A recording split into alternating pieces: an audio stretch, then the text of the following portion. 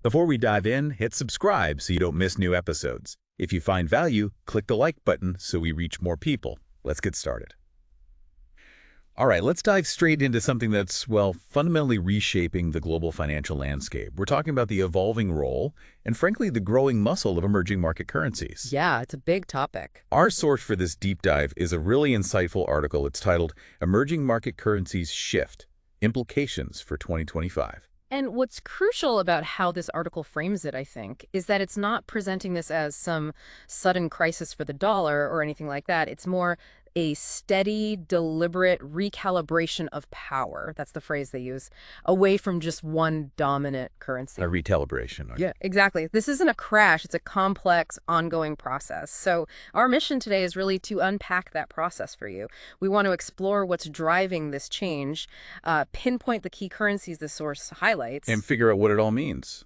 Right. What it potentially means for your world, whether you're, tracking investments or just trying to get a handle on global economics. Okay, let's unpack that foundational idea first. Yeah.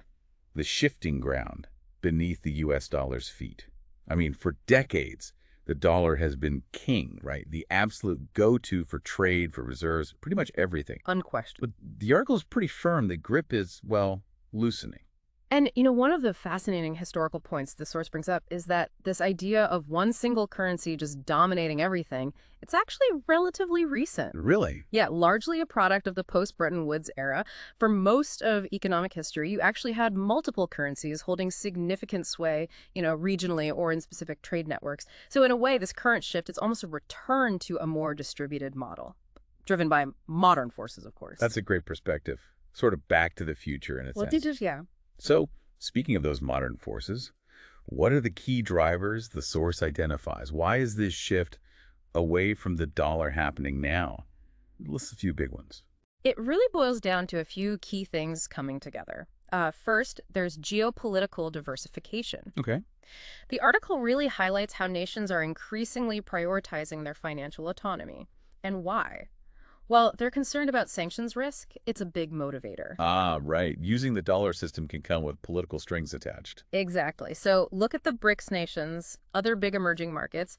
They're actively looking for and actually implementing alternatives for settling trade, for holding their national reserves. It's about building resilience, building options. So countries basically want financial plans B and C, not just plan A centered on the dollar. Precisely. It's a strategic sovereignty move. Then second, and this is where tech really comes in, we're seeing the rise of alternative payment systems. Okay, like what? Things like non-SWIFT networks being developed. SWIFT is that main hub for international bank messaging. And also the really intense exploration of central bank digital currencies, CBDCs. These could potentially offer ways to do cross-border deals that just bypass the traditional dollar-centric system entirely. That tech angle does seem like a huge accelerant here. What's the third big driver the source mentions? The third one is maybe the most fundamental economic force: relative economic shifts. Meaning?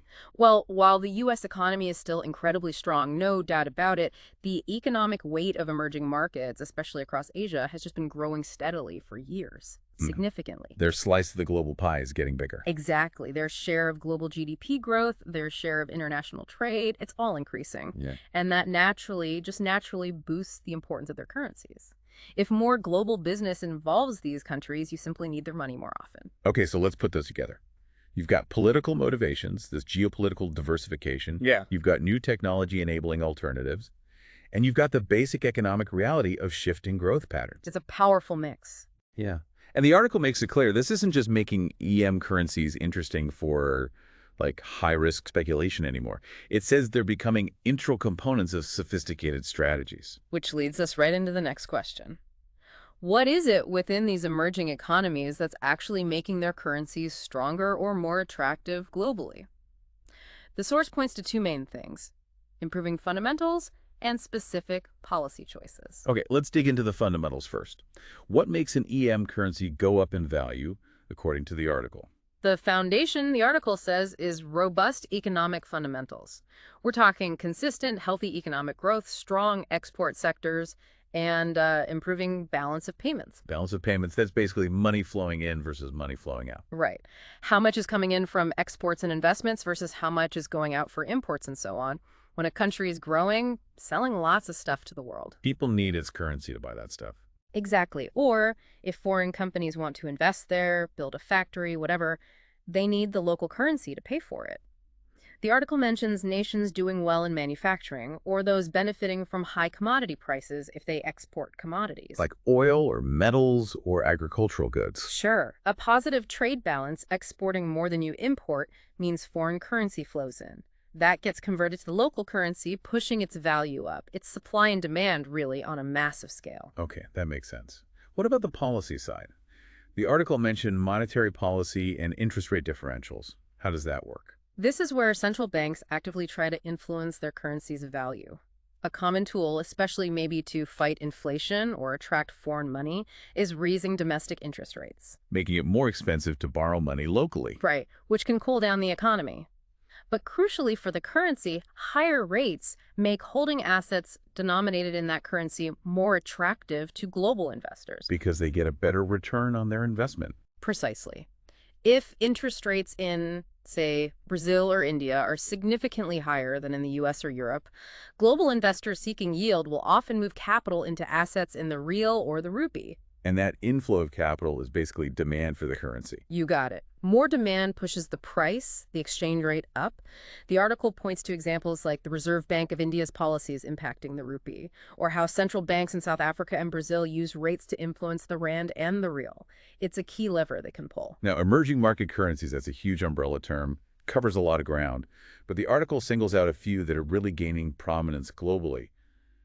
Who are the key players the source tells us to watch? Yeah, it highlights several, and each has its own story. Perhaps the one the source calls the most significant challenger to the dollar's dominance is the Chinese renminbi, or the yuan as it's often called. Given China's economic size, that makes sense. Absolutely. China's massive economy, its role as the world's factory, huge projects like the Belt and Road Initiative, all these things are increasing the use of the renminbi in global trade significantly. The source also notes the growing liquidity, the ease of trading of the offshore version, the CNH, especially in places like Hong Kong and Singapore. And the article clarifies that renminbi versus yuan distinction. Yes, it does. It explains renminbi is the official currency name, like sterling in the UK, while yuan is the main unit, like the pound. But yeah, people often use them interchangeably, especially in trading. Okay, so the renminbi is number one on the list. Who else? The Indian rupee, INR, is another big one. It's really being supported by India's incredibly fast economic growth, its rising exports, and frankly, its very favorable demographics. Lots of young people, growing workforce. Exactly. Now, the source mentions there are still some capital controls, restrictions on money flow, but it suggests that ongoing liberalization and reforms are gradually boosting the rupee's international role. Okay, who else is highlighted? Then there's the Brazilian real, BRL. It's a major currency in Latin America, obviously. Its value is often heavily influenced by commodity prices. Think soybeans, iron ore. So it can be quite volatile, maybe? It can be, yeah, the article notes that. But Brazil's position as a global export powerhouse, especially in agriculture, gives the real significant long-term weight. And the South African rand, ZR. Right, Duran. Often seen as a kind of bellwether, an indicator for how investors feel about risk across Africa more broadly. Like the real, it's also deeply tied to commodity prices and often acts as a proxy for wider EM trends in the region. Any others mentioned? The source gives a quick nod to others like the Singapore dollar, SGD, the new Taiwan dollar, TWD, and the Malaysian ringgit, MYR, mainly pointing to their country's importance in global tech and trade supply chains. So it's really a diverse group. It's not just one monolithic EM currency block. Each has its own specific drivers, vulnerabilities, strengths. Absolutely, and understanding those individual nuances is critical, because as the article moves on to explain, this whole trend, this rise of EM currencies, presents both really interesting opportunities and some significant risks for you, for investors, for businesses. For anyone managing assets in this evolving landscape. Right. Navigating it successfully really requires a nuanced understanding. Okay, let's tackle the opportunities first. What's the upside here, according to the article? How can this shift be beneficial? The source lays out a few key opportunities. First, And maybe most obviously, diversification. Spreading your risk. Exactly. Including EM currencies in an investment portfolio can offer genuine diversification because their value movements often don't perfectly track developed market currencies like the dollar or the euro. They respond to different factors, different economic cycles sometimes. This difference can even create opportunities to hedge other risks in your portfolio. Okay, so better diversification. What else? Second, return potential. We talked about those higher interest rates in some emerging markets compared to developed ones. Yeah, the interest rate differentials. Well, that can create potential for what's known in finance as a carry trade. Basically, borrowing money cheaply in a currency with low interest rates, like the yen or Swiss franc historically, and investing it in assets or even just deposits in a currency with much higher rates, aiming to profit from that interest rate difference. Sounds potentially profitable, but probably complex too. It can be, yes. Requires careful management. And third, it's not just about currency trading itself. This shift also provides access to growth. How so? You can gain exposure to the often higher economic growth trajectories of many emerging economies directly, not just through buying the currency, but by investing in things like local currency bonds or stocks listed on their local exchanges or other financial instruments denominated in their currency. So investing directly in their economies using their currency. Right. With careful research and selection, of course, Yeah. it offers a way to tap into that faster growth potential without being solely reliant on investments denominated in dollars or euros. Okay, those opportunities, diversification, potential return, access to growth sound compelling. But the article is also clear about the flip side. What are the major risks or challenges it flags? Oh, absolutely. The risks are significant and need to be front and center. The most obvious one is volatility. Big swings in value. Much bigger and often more sudden swings compared to major currencies like the dollar. You need to be prepared for that. Liquidity can also be an issue. Meaning it might be harder to buy or sell quickly. Exactly. The markets for some EM currencies, especially in large amounts, might not be as deep or as easily accessible as, say, the euro-dollar market. Trading costs might be higher too. And perhaps the trickiest one is policy uncertainty. What does that cover? Things like sudden changes in government regulations, maybe unexpected central bank interventions in the currency market, the imposition of capital controls limiting money movement, or just general political instability that can spook investors and hit the currency hard.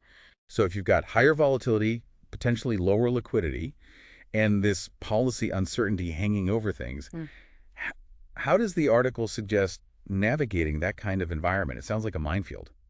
Well, it emphasizes this isn't a space for casual investing or for the unprepared. The source strongly recommends thorough due diligence, really understanding the specific country, its economy, its politics, before investing. Don't just jump in blind. Definitely not. It also stresses diversification within emerging markets. Don't just bet on one country or one currency. Spread your exposure across several different ones to mitigate country-specific risk. Makes sense. And finally, it talks about using dynamic hedging strategies. These were financial tools and techniques designed specifically to protect your portfolio against sharp, unfavorable currency movements, essential for managing that volatility risk. Okay, so careful research, diversification across EMs, and active risk management through hedging. That seems to be the core advice for navigating this space successfully, according to the source. So bringing this all together then, the article seems to paint a very clear picture. This idea of de-dollarization, or at least diversification away from the dollar, it's not just theory anymore. It's actively happening. Yeah, the message is pretty clear. BRICS, plus nations, and others too, are deliberately taking steps to reduce their dependency on the U.S. dollar for trade and reserves. Central banks around the world are adjusting their holdings, adding more diversity, more renminbi, more gold, other currencies. It's like a real-time recalibration of global financial influence, as the article put it. Exactly. And the source doesn't definitively say, here is the single next dominant currency. It's more nuanced. It suggests a future that's likely more multipolar in currency terms. So maybe the yuan plays a bigger role. Almost certainly. Gold remains important for central banks. Maybe some new digital units, like those CBDCs we mentioned, gain traction. The exact shape is uncertain, but the trend away from single currency dominance seems clear. Less concentration, more distribution. So let's bring it back to the listener. Beyond these big geopolitical and economic shifts, what does this actively changing financial world mean for you, for how you might think about your own finances or view the global economy? I think the core takeaway from the source is really about preparation and agility. It suggests that investors, institutions, even individuals who start factoring this shift into their thinking now, Thinking about diversifying currency exposure where it makes sense for them. right, reassessing geopolitical risk when they look at their investments, ensuring they have flexibility in how their capital is structured, those who move early will likely be best positioned. Not just to manage the risks, but also, importantly, to potentially seize the new opportunities that this more multipolar currency world might create. It's about being agile in a world that's clearly changing. So here's a final thought to leave you with, building on the source. If entire nations and major financial institutions are actively recalibrating their power and strategies based on these currency shifts, what might that recalibration mean for how you think about global trade, the flow of capital, or even the fundamental long-term value of the assets you hold? It's definitely something to keep a close eye on going forward. Thanks for listening. If this helped or made you think, hit like it shows this content matters. And tap subscribe if you haven't yet. See you next time.